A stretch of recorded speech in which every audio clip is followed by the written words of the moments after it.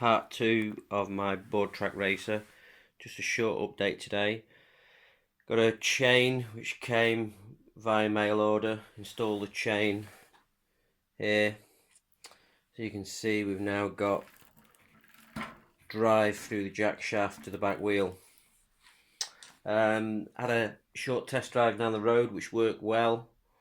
Got the gearing set up to at about 2000 RPM. It'll do 20 miles an hour at 3000 RPM, which is max. It'll do about 30. Only problem is really that I decided to, as you can see, strip the engine to decoke the head because it was a little coked up, as you can see.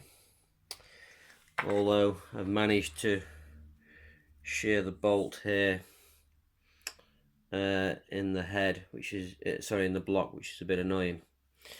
But I can show you now how it works. I suppose you'd really class it as a flat head with a combustion chamber there for the inlet and the exhaust valve and the compression. So you can see if I turn it over. So this here is the inlet valve, so the carburetor was on here. This is the inlet valve, so that will be drawing fuel in. That would shut, that goes up, compression comes down, comes up again. So on the exhaust stroke, that opens up, pushes the exhaust gas out of here, and then goes around again. So anyway, I managed to wreck the engine by snapping this stud here. So luckily, in comes the spare engine.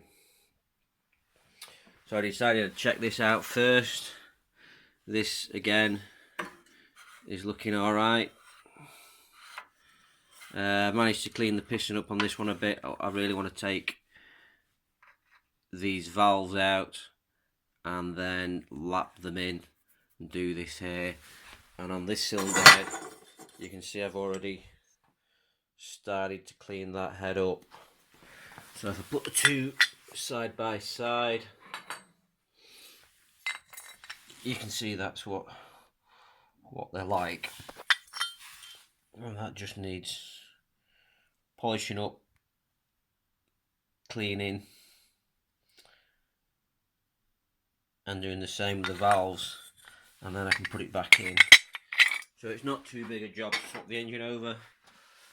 Just got to take this clutch arrangement off. There's 4 bolts here, 2 there, 2 on the other side. Take those out, strip it over. So I think that will be tomorrow night's job. Strip that off,